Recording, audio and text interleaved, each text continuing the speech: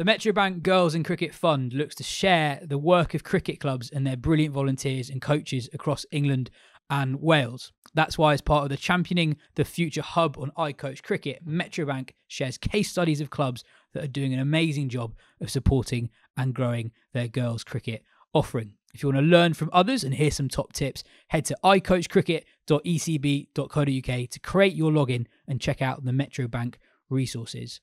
Hello and welcome to the Wisden Women's Cricket Weekly podcast. England are out of the T20 World Cup. They followed 3 back-to-back wins with a defeat to West Indies, leaving the top 3 in Group B all on 6 points, but England are out on net run rate. They're not the only fancied side not to make the semi-finals. New Zealand pipped India to a semi-final spot in the other group after India fell narrowly short against the Aussies, and the White Ferns won their last 2 games against Sri Lanka and Pakistan. I'm Rana, and as ever, Lauren Winfield-Hill is with me. Lauren, what are your initial thoughts? England have been really good recently, dominant in the home summer, 3 from 3 at the start of the World Cup, including a really good win against South Africa. One off day and they're out.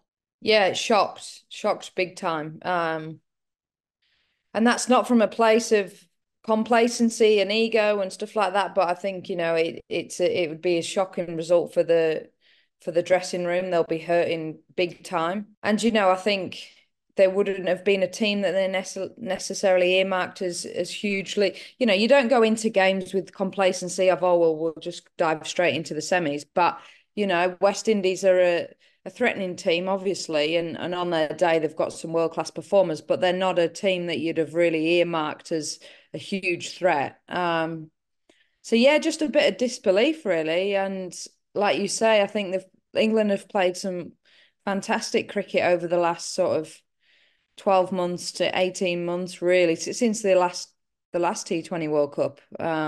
But a little trip at the hurdle and you're stuffed and you're out of there. So it's it's cruel, but it's it just goes to show that you can't take your foot off the gas in those competitions. And I think it also goes to show of really how difficult it is to win a World Cup, and so many things have to go your way, and you have to be absolutely on your game relentlessly from start to finish. I don't think it's English media bias, by the way, for us to say that England are a better side than the West Indies. England had won their last 13 games against the West Indies. England would have been expected to have won yesterday. I'll get straight into it. Do you think England have a pressure problem? We constantly compare them to Australia, and we talk about how the gap is closing, and we do see signs of that.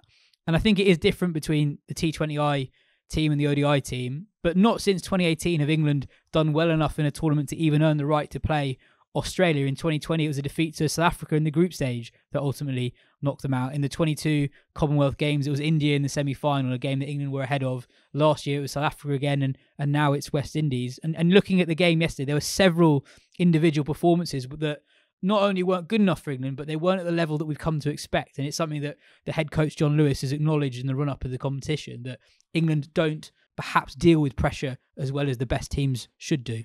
Yeah, I think you can't hide from that. That's what the facts say. Reality is that if you handle pressure, you progress further in World Cups. It's not a skill thing, because we've seen several players play remarkably well all around the world at different times, both for England and in franchise circuits and things like that. So it's not a skill problem at all.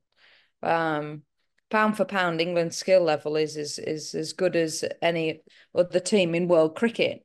And I guess the issue sort of becomes, the pressure problem, so to speak, is, every time you're adding layers to it, when, the pressure builds, and then you almost reinforce that narrative of England have got a pressure problem in World Cups, and then it happens again, and you've got another layer of this narrative, and it's very difficult to rewrite the script with that, when, sort of common trends rear themselves again. I mean, I will say, like, having been around the group, not hugely in the last sort of year or so, but they certainly left no stone unturned in all regards. There's been an immense amount of work gone in with the sports psych, with the group, the connection piece where they went to the Lake District, and the vulnerability around the group, like they're trying to create this this closeness and just knowing each other better. But what you don't get, every game you play is exposure to pressure of what a World Cup gives you. And they were out there earlier, and they've played lots of different people in different roles, and they've tried to do the whole chaos training and adapting if somebody gets injured or this, that, and the other. But it's so hard to replicate the true emotions that you feel in those situations. And I feel like they've gave themselves the best chance with their preparation in terms of, there was the whole pressure problem has been a thing, so it's been addressed. It's not something that's gone, oh, well, we'll just hit and hope and we don't really need to address it. We just hope that we'll do better next time. But unfortunately, some of those trends have been brought to the surface again. Yeah, I mean, using one example in particular, there was one game in the summer where England didn't play Heather Knight, almost mimicking a potential scenario like the one we had where Heather Knight at the last moment isn't available to skip at the side on the field. How much of a loss do you think Heather Knight was yesterday? I mean, forget the batting for a minute. She was playing really, really well, 21 off 13 when she limps off the field. But I think one of the most notable things in that England defeat was how chaotic they were in the field. West Indies got off to a flyer, and sometimes that happens. We'll get to Joseph later. Matthews is a world-class player. She can get off to a flyer. But, West Indies were going at 10s or 11s after the first 4 overs, but they still had a lot of runs to get, and there's not a lot of batting beneath that West Indies top 4. But it looked like England felt that the game was already lost. You could see that they were getting quite annoyed at each other in the field, their shoulders dropped. They didn't look like a team who believed they could win from that point, and they got themselves back in the game later on to sort of prove that they were much more in the game than they sort of behaved like they were. I mean, how much of a loss was Heather on the field, and two, is it worrying that despite this group being a very established group, the absence of one player makes such a difference to the dynamic and atmosphere? Yeah, I think the first thing you've probably got to recognise is the impact of that in that scenario. So you lose Heather in a bilateral series, or it's no disrespect to Heather, but it's probably doesn't look the same as what the game did the other night. It's the pinnacle of what you're trying to do as a cricketer in a World Cup, and everybody is on field knowing that this is a huge moment. To lose your captain, in the first innings, though, it will create an air of unease amongst the group. But it shouldn't have. I don't think it should have affected the group as much as it did. I think there's still a lot of senior players out there on that pitch. You got Danny Wyatt, who's played as many T20s in world cricket as anybody. Amy Jones, obviously Nat Sciver-Brunt captaining, but Sophie Ecclestone's played a lot. Sarah Glenn's played a lot. So there is more than enough senior players in that team on the field in that moment that can stand up and go, I hate to use the Aussies as an example, but it's very similar to the other night when they had these injuries come up and Taylor dislocated her shoulder, and there was the thing where, the whole Australian group was just shell-shocked because the emotional toil that she's gone through in rehab and all this sort of stuff. And Perry gets everybody in and goes, look, girls, I know this is difficult and emotionally everybody's a bit distraught for Tay here, but remember what happened in Mackay when Ash got hit in the head in the warm-up, and we have to adapt and we have to pull together and we have to focus on our job. And that's in those moments is very similar with the other night, where it's okay, who's going to stand up and bring everyone in together? Like, literally, let's just take a breath. If we're going to focus on one thing right now, let's focus on just being really committed to what we're doing and absolutely look after our sisters out there. Stay really, really connected. That takes 5 seconds to deliver that message. But there was just, there's nobody that really sort of took the bull by the horns and was like, we got this moment right now, and we either dispel or we come together. And you can plan for the worst case scenarios, but unfortunately the worst case scenario happened, and it was very fragile and frantic. I just wanted to read out something that John Lewis said after the game, because there was actually a moment where he came onto the field himself at the drinks break, by which point it was almost too late to, in his words, calm things down a bit. He said, "I rarely go on the field after a drinks interval, but I went on today just to remind them what we're all about as a cricket team." They responded to that really well. There was a period for 3 or 4 overs where we looked a little bit deflated as a side because we took some punches. And when you're on the rope, you're taking punches. It can be hard to keep bouncing back. Yeah, it feels like for England to take the next step, managing those situations is almost more important than any other technical thing. And I guess if they've done so much preparation, I almost wonder what can they do, because we were talking before the tournament was when the tournament started and we were going through the squad announcement, etc. Broad agreement was these are the best players England have. So what can they do? Because they have prepared really well for this tournament in many ways, which sounds ridiculous given they lost yesterday, but it's true. They thought of every scenario they could come up with. So yeah, like what do you think they can do to take the next step? Yeah, I know it's a really interesting one. I feel like I've been like blowing the English trumpet over here in Australia and getting a lot of slack for it. But I mean, complete agreement. I think I really believe that that's a fantastic squad as well as a team. I thought they had a real chance. We spoke about it in terms of maybe this conversation, this podcast, the problem, because we said India would do well as well, Yeah. and they didn't do so well either. So we're putting the old jinxes on them. But no, I think yeah, I do think that the preparation, they couldn't have asked for a better preparation. They almost looked out with the fact that they were already going to the UAE when they thought it was in Bangladesh. So the fact that it was then in the UAE was like, oh, jackpot, how good. Like I say, I honestly, I don't really have the answers, to be brutally honest, because I do feel like there's been a lot of conversations and a lot of growth in that, in the psychological space. And it's become an environment, it's an environment that everybody gets on really well. There's a real sisterhood, there's great vibes around the place. I think, John Lewis has done a really good job in creating that safe space for the girls on the back of a really difficult few years touring with COVID and things like that, where, people were pretty fragile and pretty had, didn't have very healthy relationships with cricket and touring. And it was just very difficult. So they've done a big U-turn in terms of how they operate and the environment, and it is very enjoyable and all those sorts of things. But do you lose your hard edge with that? Maybe that's something, and I'm not saying from being in there that I think there isn't a hard edge. I think there's definitely, there's still competitive juices flowing, and there's still, expectations and standards that are upheld. And it's an evolution, isn't it? Every time a coach comes in, so you have an environment that's, we probably had an environment going back to when we did win the World Cup, which was quite hardened, really. Robbo was quite tough, but he would cover it in love.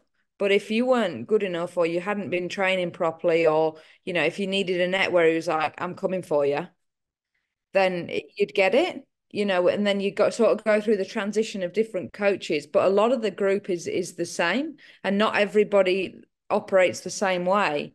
So you've got to find, there might be a case where actually, if some people are like, well, I want to be dogged and I want to win, and it's not all, let's just enjoy it and have a good time and, get this lovely balance. And actually, some people might not want balance. They might want to hit balls until the cows come home. And cricket is, the be all and end all of their world for that 6 weeks. And if that's what they need, then that's what they need. I think it's sometimes, more, you can't just blanket a whole environment and a whole training style, a certain way. I think it has to evolve and adapt with probably the circumstances, the teams you're playing against, the personnel you've got, what kind of senior players you've got. Because it can't just be, well, we just do it this way in terms of training and environment and, this level of players drive the environment and it's fun. But what happens if that doesn't suit some players? Or what happens if actually in this particular tournament, it's not just about fun and enjoyment and exploring the place and doing all that. Actually, this is serious business. Like we're going to war. So I think yeah, like I certainly don't. There's a very long-winded answer to answer your question, but I don't think the whole pressure bit and the psychological work. I think it's been done. It's just whether that has become whether we've become a little less hardened and a little less dogged and just a bit more grunt. Yeah, I mean, I was going to ask, do you think the environment, um, from a almost selection point of view, has become quite cozy? If you compare this group to, I guess, the team that won the World Cup, what is beneath them in English cricket is completely different. We've got an amazing domestic competition. It attracts the best players in the world, and there are a lot of players who do well in the 100 to take that as an example, who are not involved in the England squad, and the standard of that competition is probably higher than a lot of bilateral series, right? So whoever you pick in a bilateral series that might not have a lot of context, there are a lot of players who are not in the England setup who you'd back to do quite well and build like decent England records in bilateral cricket. So you almost don't learn a lot from some of these series, and I wonder if actually we didn't criticise at the time, but maybe going forward, England use more bilateral series as an opportunity to blood in new people, to sort of learn more from new characters, because I guess we know how good a lot of these players are, but we don't know. You win World Cups, as you say, because of how you deal with pressure, and you just don't know how the next generation of players will deal with that pressure until you put them in that environment. Do you think that this is now a good time to sort of cast the net a little bit wider? Yeah, possibly. And I think what that does do, it creates really healthy competition within the group. It's like, whether you're the hunter or you're being hunted, as a player, are you going for that next person's spot, or do the people that are there, do they feel like they're being hunted down? Because I think, people can think of that quite negatively, but I think that's a really healthy thing in world cricket where people are being hunted, and if you're on the fringes, you're the hunter. You're not losing anything by doing that because the strength in English cricket is very healthy, and they would absolutely no doubt do well in bilateral series.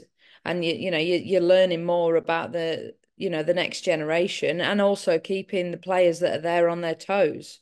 That I think that is an important part of it, where there should be, we spoke about it was an obvious choice from the squad point of view, and the girls have been together for sort of 12 to 18 months now. It was pretty obvious who was going to go. Should it be that obvious? Should it be that actually Sarah Smale gets a call up because she's been red hot in domestic cricket? And why not? We've got merry-going round of reasons and things that could have been different or could have led to a different result. But I think the biggest thing is that I think we definitely thought that was the best 11, the best squad that could have gone there in that moment based on all the preparation and exposure that they'd had leading up to it. Reality is it looks different now, and there's more question marks thrown around. I think what it also does is it makes this Ashes series massive. Well, that's the other really interesting thing, right?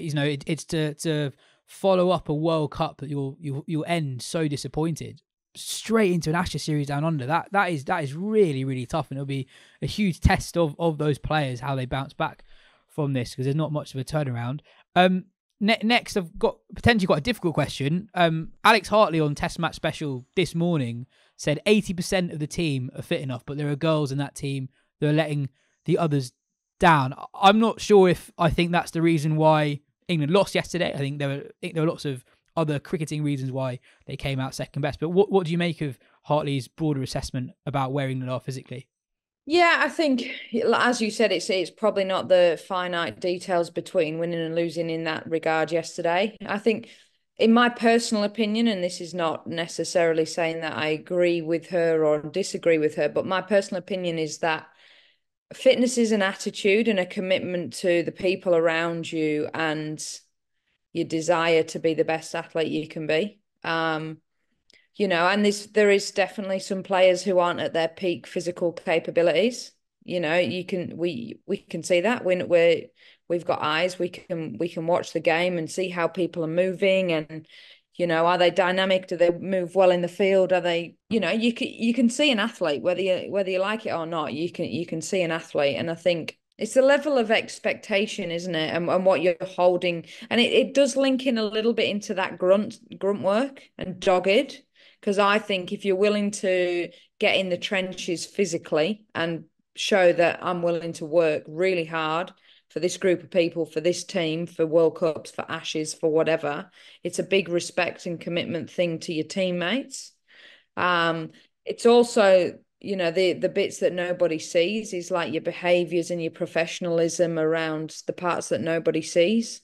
And yeah, whether that again, this whole the enjoyment piece, and they're on the road a lot, and it is 100% is important to enjoy touring and to love your job, no doubt about it. But you that can't be the scales have got to be balanced, isn't it? It can't be we were having a great time, but at what cost? It has to be, well, we work damn hard and we are highly primed athletes. And if we want to go and have a gin and tonic together and on a tour or whatever, fair. But if you haven't done this bit, you don't deserve this bit. Would be my summary of it. And you can't carry people, like that's the biggest thing now is we speak about it even at 100 level, in terms of what players bring. You look at someone like Joe Gardner in the Oval Invincibles, didn't get a lot of exposure with the bat, but is a gun fielder, gun athlete. Um, and you look at the Australian team, Alana King doesn't get picked purely because Georgia Wareham is a better fielder and now is a better batter. But for a long time, it was just she's a better fielder, so she's getting picked. So the expectations and the levels that they require, actually, Kingy's bowling at times has probably been better than Georgia Wareham's, but they are so, no, this is what's required. We want the best athletes, the best cricket athletes in the country that hold the highest skill set. And if it's one versus the other, we're going for the one that's, it is the gun athlete. Yeah, we'll get up to it later, but Australia beat India by 9 runs in the game that knocked India out. And I don't think Australia batted and bowled better than India in that game. Australia were just so much better in the field. Watching them actually is like a joy to watch. Almost how well they cover ground, how they create half chances out of nothing, and they turn twos into ones and like properly apply the squeeze on India. And actually, West Indies dropped a couple of chances, but they were outstanding in the field yesterday, and I think they deserve a lot of credit. Looking more granularly at the game yesterday, England's fielding was one area where they fell really short. 5 drop catches, all off Joseph. They had never played nor even trained at the Dubai ground yesterday. And there's a lot of chat that the lighting at the Dubai ground is very different to most floodlights you get elsewhere in the world.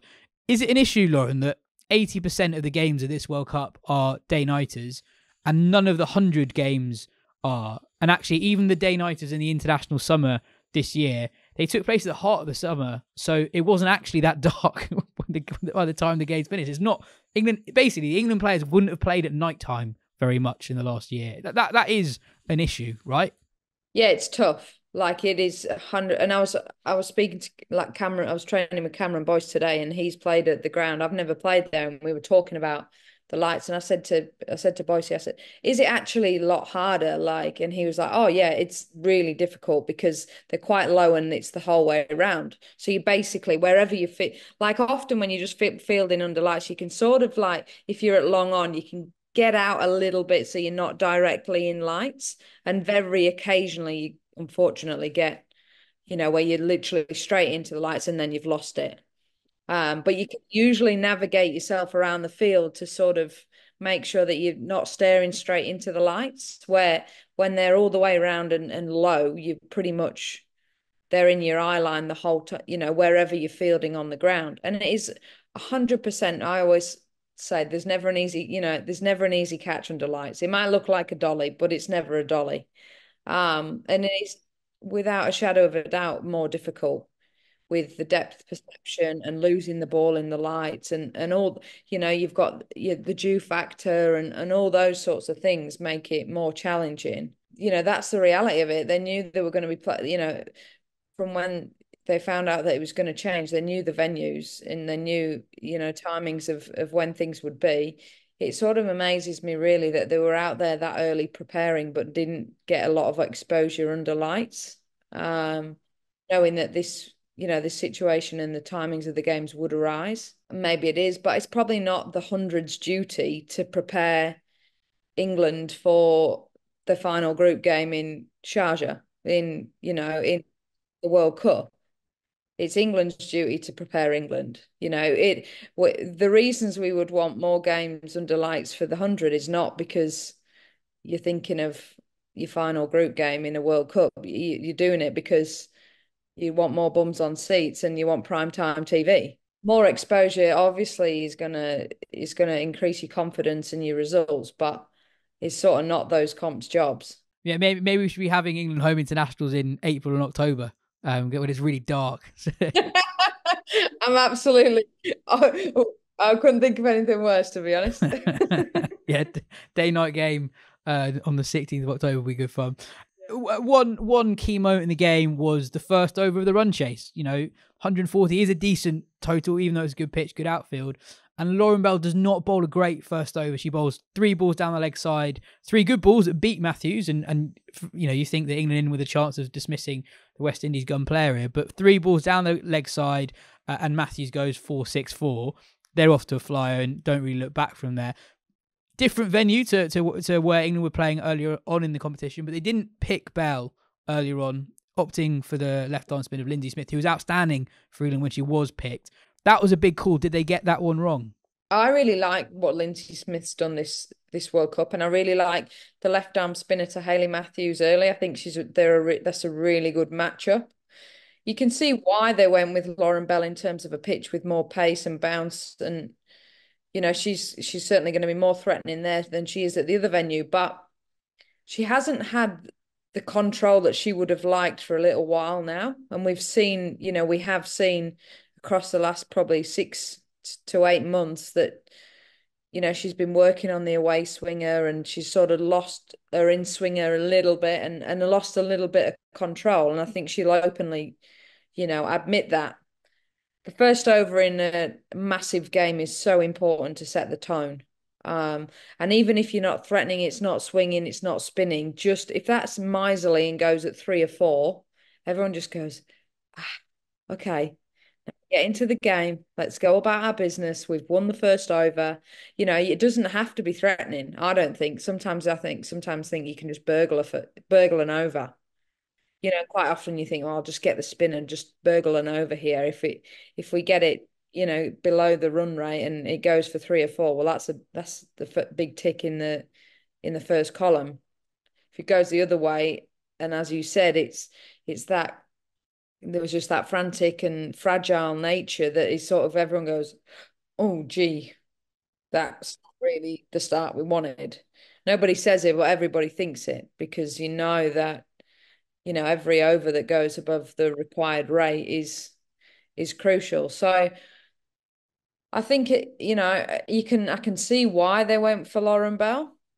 I really wouldn't have minded Lindsay Smith playing, even if it was a bit of a flatter pitch and a quicker outfield, because I think she's offered great control and she's a great matchup to Hayley Matthews. And, Joseph's not a great player of spin either. So you could have easily opened the batting with her because, she's a little bit fidgety and has less options against spin.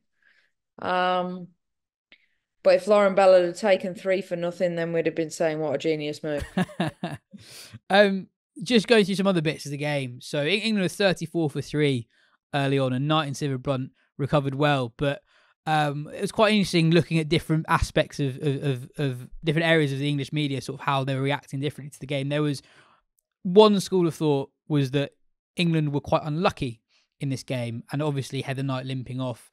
There were a few chances, not just the drop catches, but there were a few times with the West Indies where the ball landed in the middle of nowhere, and that looks lucky. But I also think that West Indies were unlucky at periods as well. There were 2 really marginal LBWs that went England's way. There was one that was an umpire's called on Knight, and then Sivert Brunt was plumb in front, but West Indies had burnt their last review the ball before. So actually, West Indies could argue that England were relatively fortunate to get up to 141 from where they were. And you know, Hayley Matthews is a superstar. She batted brilliantly and managed the innings really well. But got to talk about Kiana Joseph, who basically clears the front leg and just whacks it. Came out with clear intent and clearly been given license from Matthews to just go for it. There was one point where Joseph knocked it down to long off for what should have been a single, and Matthews went, no, left arm spins on, just you just think about sixes. And I like the clarity that they gave Joseph, because it's an amazing story. She's basically not open to West Indies ever before the World Cup, and here she's played a couple of really important knocks. You'd have come across her in the CPL, is that right? Yeah, it's a really lovely background story as well, how that's unfolded to that point. Because I think in the CPL there was times when Barbados Royals, they obviously played together, you know, and there was a couple of times where they were in a chase and they'd lost, whether it was Redmayne or Atapatu or whatever. And Hayley literally, someone was walking out to bat. I can't remember what member of their team was. And Hayley literally said, no, I want Joseph's.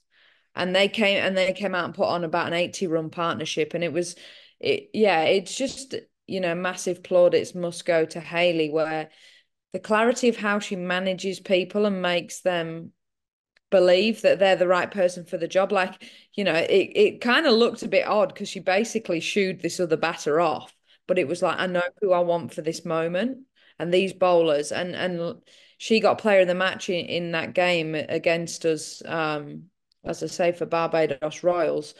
And then the next, she batted top three or opened in one of the latter games. So it's been there's method in the madness. Like, it's been brewing where Hayley's trialed it and wanted somebody that's gonna, you know, take the game on, likes the left-hander because you get, you know, more loose deliveries with the left-right combination. And probably also how she helps Joseph's in terms of, right, this player's on, you take it down. Okay, I'll take the other end, or, you know, those sorts of things whereby you're saying she's managing, actually, no, we don't want to run that. That the matchup is you versus, you know, the left arm spinner or whatever. So I think, yeah, it was actually quite cool to see that unfold a little bit in the CPL, with a view to them trying to obviously add a little bit of firepower to their top order in this competition. I think the other thing is as well is what a great addition it is to see Deandra Dottin back playing international. Like, my goodness, she's still an absolute jet in the field. You know, the just moments of brilliance. And, you know, she's been really dominant with the bat. She's hit some big sixes and added really good impetus into that West Indies batting lineup. So automatically they're just, you know, they're probably the West Indies that we've seen over the last couple of years without her, where you sort of, maybe that's, you know, where you look at the World Cup groups and you think, oh, that's an easier group. But actually we sort of go, oh, well, actually Dottin's back and they're a different team with Deandra Dottin in them. Oh, hugely. I mean, and also six hitting just hasn't really been a feature of this World Cup at all. I'm looking at a list of players who've hit more than 1 6. So Deandra Dottin's hit 6.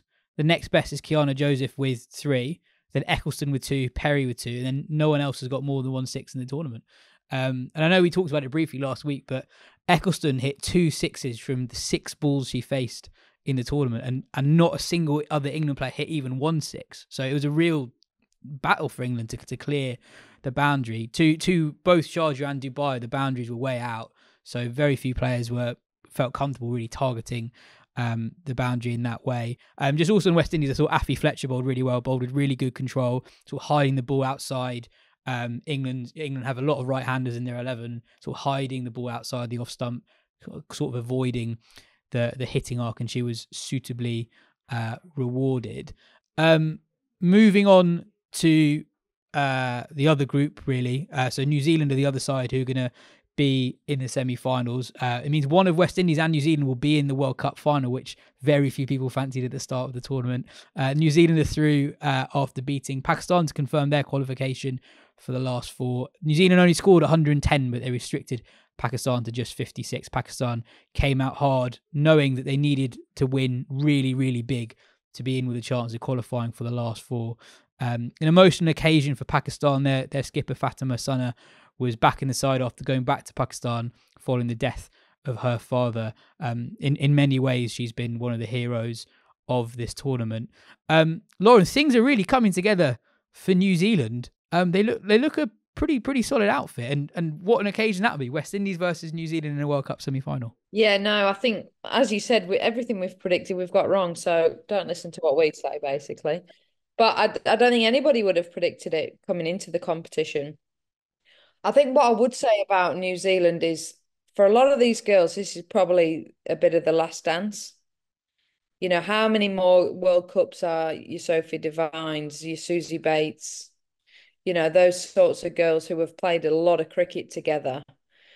I remember Sophie Devine speaking after the first game when they played against India, and it was like they basically played their semi-final. They knew that that was their tournament game to make sure that they kick on, and fair play to them. They blew India out of the water in that first game. So I think this probably, you know, if they haven't played their best cricket for a while and it hasn't been overly convincing, but I get a sense that for a lot of those girls, it sort of feels like this might be one of the last times.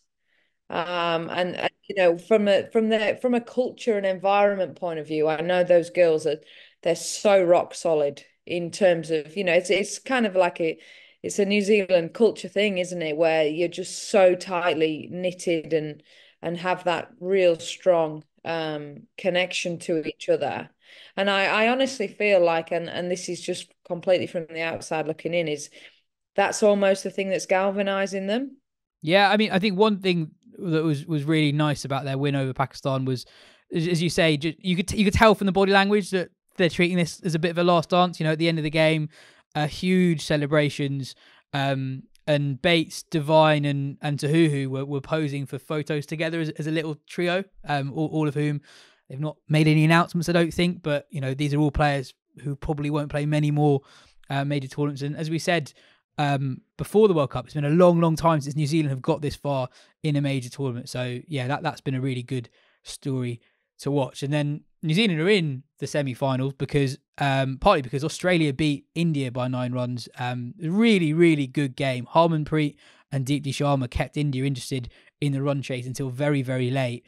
And I know we've touched on this already today, but it struck me watching this game and several others in the tournament that I'm not sure how much better Australia are at batting and bowling than the other teams, but they are so good in the field. And in these sort of games, that makes such a difference. It's not just the catching, it's just how they cover ground so quickly. They're so athletic. They create chances when maybe other teams might not create chances in those moments. And you know, you were talking about the Georgia Wareham selection over the other great leg spinners Australia have at their disposal. It's something they've really prioritised, and it really does pay off in the big moments. Yeah, and they don't cut corners and they don't make exceptions for it. You know, it is you either fit the mold or you don't. You know, and I think Alex Hartley spoke about Amanda J. Wellington's never had a sniff, and she's never had a sniff not on her skill set, but on her fitness levels and her athleticism and in the field. And they don't make any exceptions for anybody. It is, if you want to be in this team and be part of what we're trying to do, you have to fit the mold. And, you know, there's lots of good players in Australia where you think, oh God, they're a good player. How have they not? And it's like, well, no, I'm sorry, you don't fit the bill. We have very stringent, you know, testing protocols. They know exactly what they want, the kind of character and physicalities and all those sorts of things. And if you don't possess it, then you're not on board the ship. So and those sorts of things, I think particularly in T20 cricket is very evident. Less so in one day cricket and test match cricket, but I think in T20 it's absolutely makes a difference. If you shell one or two catches and the you know that batter puts on another 20 or 30 runs, that's the game. And you know, if you can turn all the twos into ones in the field because you're cutting so many runs in the boundary, that's a massive win, and it's such fine margins that and it makes such a difference. I know we've got pretty much every prediction wrong, but can we? Is anyone going to stop Australia winning this? They've got South Africa in the first semi-final. Surely Australia are winning this. Yeah, I it pains me to say it. And like I say, I've been getting absolutely slammed over here, banging the old England drum, and that's not quite gone our way. So yeah, no, I'd be very, very surprised. I mean, I think South Africa are a very good unit. They've got some world-class players, but just at the minute, the evidence is saying that Australia, as much as you want them to slip up, they haven't had them. They haven't had it in them, have they? They've still been pretty clean and very Australian throughout. Well, still 3 knockouts games to go, so anything can happen. Lauren, cheers for your time today. We'll chat after it's all done on Sunday. This has been the Wisden Women's Cricket Weekly podcast. The Metro Bank Girls and Cricket Fund, championing the future hub, contains loads of top tips and learnings from cricket clubs that are creating the perfect environment for their girls' teams. Create your login and check out the case studies at icoachcricket.ecb.co.uk and find out more about the fund at metrobankonline.co.uk/cricket.